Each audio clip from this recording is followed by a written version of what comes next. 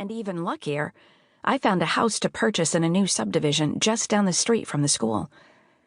The only downfall was the house was only half complete, so it took them some time to finish building.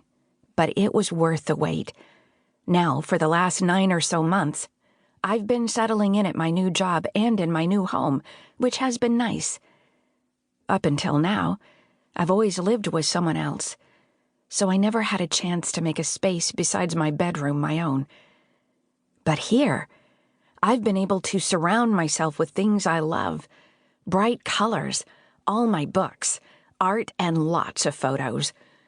With a stretch, I head down the hall that is covered on either side with pictures of friends and family between the doorway of my 2 guest rooms and one to a bathroom, then walk past the living room, which is across from the kitchen and dining area.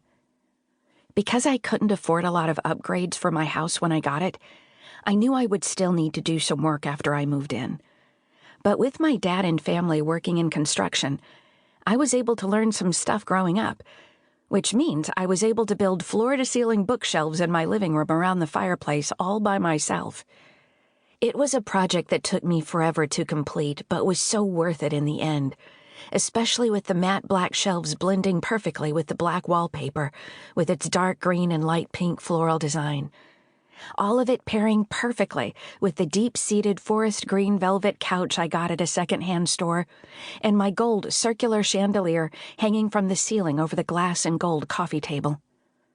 But even with how gorgeous my living room is, it still comes in second to my kitchen, with my white cabinets, cream marble counters, and gold accents on the handles, faucet, and lighting above the island that matches my backless bar stools.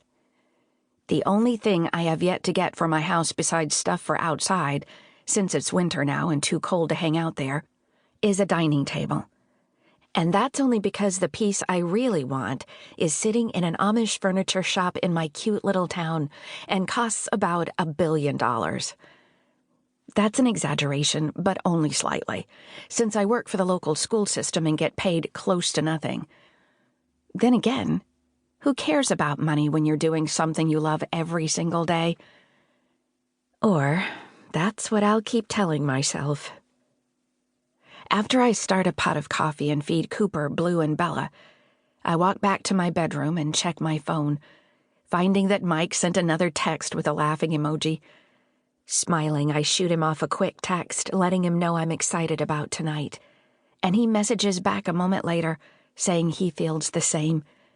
Then, with a happy pep in my step, I head for the shower.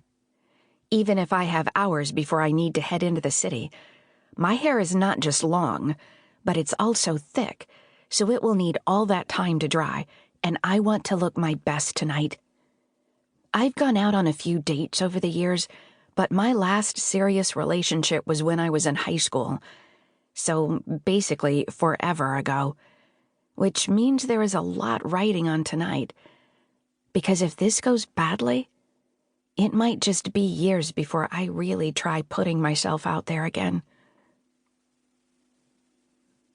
After parking my car in one of the lots near the restaurant where I'm supposed to meet Mike, I grab my cell phone out of the cup holder so I can send my sisters a message in our group chat.